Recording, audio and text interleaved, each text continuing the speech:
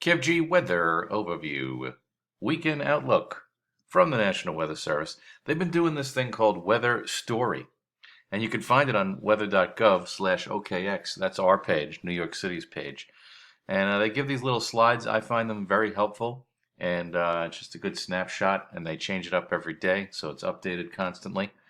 And especially in instances of severe weather and when things are a little bit more active, these things are very helpful and useful, and I hope they continue to do them and improve upon them. And it varies from website to website in terms of weather.gov. Different offices do different things with them. So, a tale of two weekend days is in the offing, and then once we get past Sunday, things are really looking nice for the majority of the week. Now, we have this system to our south.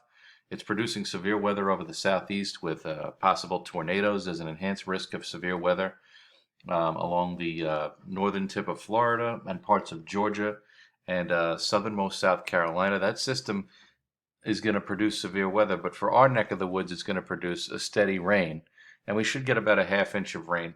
It should move in after midnight tonight and persist through much of the morning. And then we should clear it out by mid-afternoon, 2, 3 o'clock in the afternoon, from south to north, and we'll be rid of the rain for Sunday. So if you have any outdoor activities planned for tomorrow, better to do it later in the day as opposed to earlier.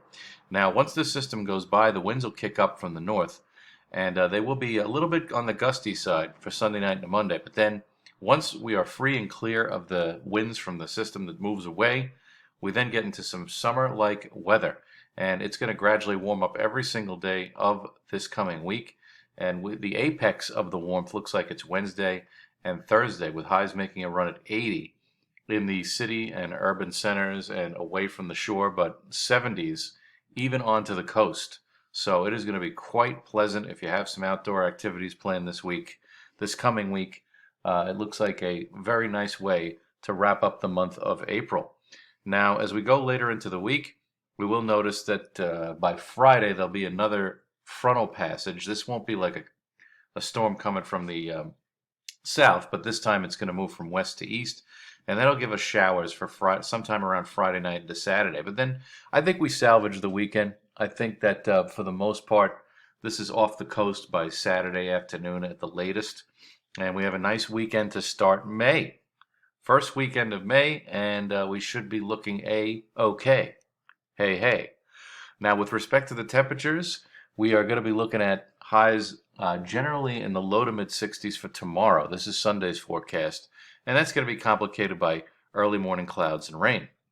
Then for Monday, we start the warm-up process. It may be a bit on the windy side, especially early in the day with highs around 60. You'll really notice the temps start to come up on Tuesday once again, with highs generally 65 to 70.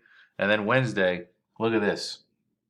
Maybe the warmest day of the spring thus far, or very close to it, with highs approaching 80 away from the cooler waters. But even along the south shore of Long Island, it's going to be quite nice with highs in the 70s. Same for Thursday, as we get possibly 2 days in a row of near 80 plus for Central Park there, and then a little bit cooler as you go east. And then Friday, with the possibility of those clouds and rain, we scale back the temperatures just a bit, but all in all, the temperatures will remain not too shabby, even despite the fact that we may be having to deal with rain for Friday. So not a bad way to end April with a summery surge of weather on the way for midweek.